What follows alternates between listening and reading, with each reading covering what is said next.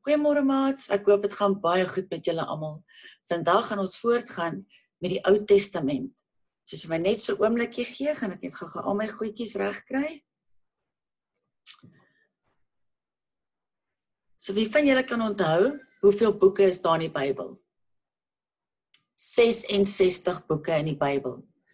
En die Bybel is in 2 gedeeltes verdeel. Wie van julle kan onthou wat ons daai 2 gedeeltes noem? Dis reg, die Ou Testament en die Nuwe Testament. Vandag gaan ons nou nog name byleer, maar ons gaan ook weer hierdie name gaan wat julle al reeds geleer het. Want hoe meer mense dit herhaal, hoe beter onthou jy dit. So wie van julle kan onthou wat die eerste boek is in die Ou Testament? Genesis. En hoe onthou ons vir Genesis? Ons sit al 2 hande in 'n boog bo ons kop, want in die begin het God die hemel en die aarde gemaak. Die tweede boek is Exodus. En daar wys ons met die wysvinger, want God se volk verlaat Egipte. Die derde boek is Levitikus. Daar sit ons die handpalm saam soos in gebed, want Levitikus beskryf die maniere waarop sondige mense God kan aanbid en hoe ons heilig kan lewe. Ekskuus vir daai flater. Dan Numeri, daar hou ons 3 vingers op, want God se volk is getel. Dan Deuteronomium, dis die wysvinger hier teen die tempel, want dis 'n herhaling van die wette om die belangrikheid van gehoorsaamheid te onderstreep en hoe God vir Israel gesorg het. Dan die boeke wat ons byleer is Josua. Daar maak ons asof ons 'n pyl en 'n boog skiet. Josua lei die Israeliete die beloofde land binne en hulle neem die land in. Dan die volgende is Rigters. Daar hou ons linkerhand se palm na bo en die regterhand maak ons 'n vuis wat op die linkerhand neerslaan, soos 'n regter wat sy hamer slaan. Want Israel word die rigters regeer in die tyd voor die konings. En dan is daar Rut. Daar hou ons hande by mekaar asof dit geboei is en dan breek ons dit los asof ons die kettinge breek. Want die boek Rut is 'n liefdesverhaal van toewyding en verlossing. So ons breek daai kettinge om verlos te word. So kom ons gaan gou weer daardeur. Daar's 66 boeke in die Bybel. Die Bybel is in 2 dele verdeel, die Ou Testament en die Nuwe Testament. Die boeke in die Ou Testament wat ons alreeds gedoen het en dan die 3 nuus by. Ons gaan net gou weer deur hulle gaan. Die eerste een is Genesis, albei hande bo kan die kop en 'n boog, want God het die hemel en die aarde gemaak. Dan sit Exodus met die wysvinger, want God se volk verlaat Egipte. Dan Levitikus, handpalm saam soos in gebed, want in Levitikus word die maniere beskryf waarop sondige mense God kan aanbid en hoe ons heilig kan lewe. Dan Numeri, daar hou ons 3 vingers op, want God se volk word getel. Deuteronomium, wysvinger hier teen die tempel, want is die herhaling van die wette om die belangrikheid van gehoorsaamheid te onderstreep en hoe God vir Israel gesorg het. Dan Josua, was met 'n pyl skiet, want Josua lei die Israeliete die beloofde land binne en hulle neem die land in. Rigter, daar sit ons linkerhand daarbo en ons vat ons regterhand in 'n vuis en ons slaan op hom neer soos 'n regter se hamer, want Israel word deur die rigters regeer in die tyd voor die konings. Dan Rut, hou ons hande by mekaar asof dit geboei is en ons breek dit dan los asof die kettinge gebreek word. Want die boek Rut is 'n liefdesverhaal van toewyding en verlossing. Verlede week het julle geleer oor die wetboeke in die Bybel. Vandag gaan ons gesels oor die geskiedenisboeke. Wie van julle weet wat geskiedenis beteken? Julle slim kinders, né?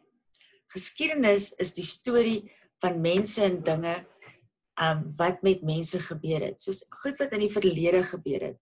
So dit is dit kan lank terug wees, soos in Adam en Eva se tyd, of selfs toe jou oupa en ouma so oud soos jy was, of selfs die dag toe jy gebore is. Dit is ook geskiedenis. So geskiedenis is goed, want ons kan baie uit geskiedenis uitleer. En ons kan ook leer om nie dieselfde foute te maak as wat ander reeds gemaak het nie. Daar is 12 boeke in die Bybel wat geskryf is oor die geskiedenis van Israel. En ons gaan vandag net so klein bietjie oor hulle gesels. So verlede week het julle die les gehad, waar julle gepraat het oor Moses, en hoe hy God se volk uit Egipte moes lei na 'n pragtige land, wat God spesiaal vir hulle gekies het. Moses is in die woestyn dood, maar God het 'n man met die naam van Josua gekies, om die Israeliete in die land Kanaan, die spesiale land, in te lei. Hulle moes oor 'n rivier trek, met die naam die Jordaanrivier. Daar was mense wat reeds in die land gebly het, waar die Israeliete nou moes bly, en hulle moes veg teen daardie mense om hulle land te kry. Daardie mense het God nie geken nie, en het ander gode aanbid. God het vir die Israeliete gesê om al die mense teen wie hulle veg se grond te vat, maar die Israeliete het nie al die grond gevat nie, en dit was 'n groot probleem. Kom ons hoor wat het toe gebeur. Maar kom, ons visualiseer net eers 'n sirkel. Weet julle hoe lyk 'n sirkel?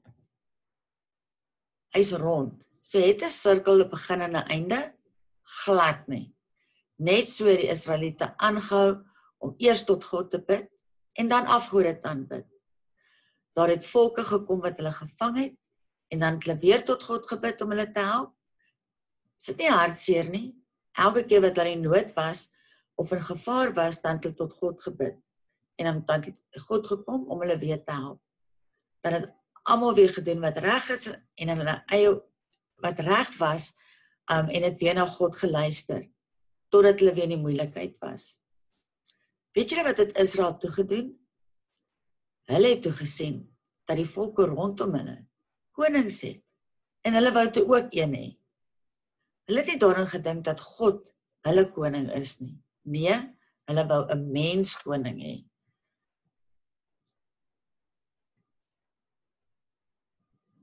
God het toe vir Israel 'n koning gegee, en daar was nog baie konings na hom.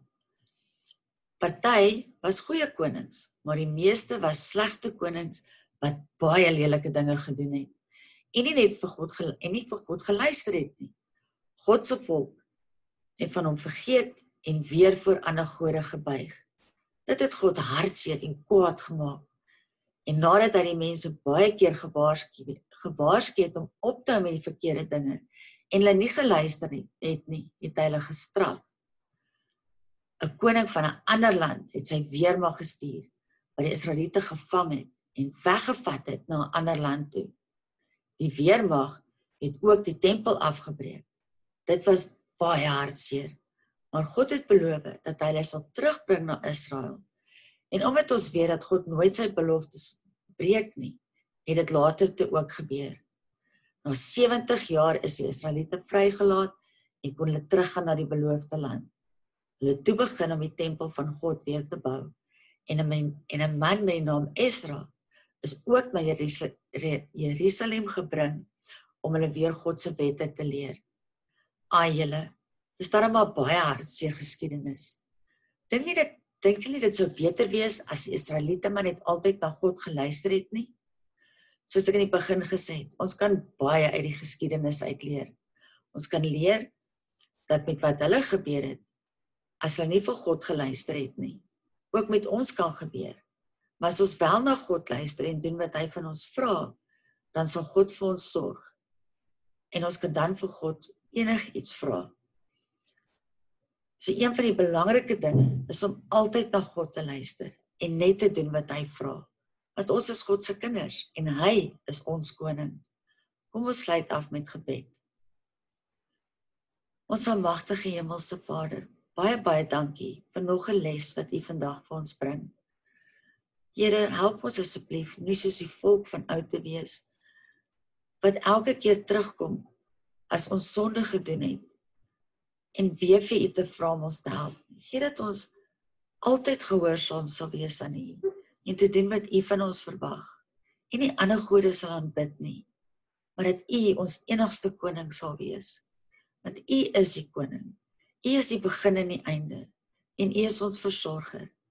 Here, in hierdie tyd van die pandemie, hou ons asseblief almal veilig, en waar die mense in vrees leef, en waar die kinders nog steeds nie kan skool toe gaan nie, beskerm almal asseblief, Here, en hou die pandemie weg van al die kinders af. en waar dit reeds van die gesinne in is, Here, wil ons vir U vra, beskerm hulle, bring gesondheid, bring genesing vir daardie mensies, Here. Dankie, Here, dat ons kan weet, U het ons lief, en U beskerm ons, en U vou ons in U arms toe. Dankie, Here Jesus. Amen. Tata maats, en baie sterkte vir julle week vorentoe. Sien julle binnekort. Mooi bly.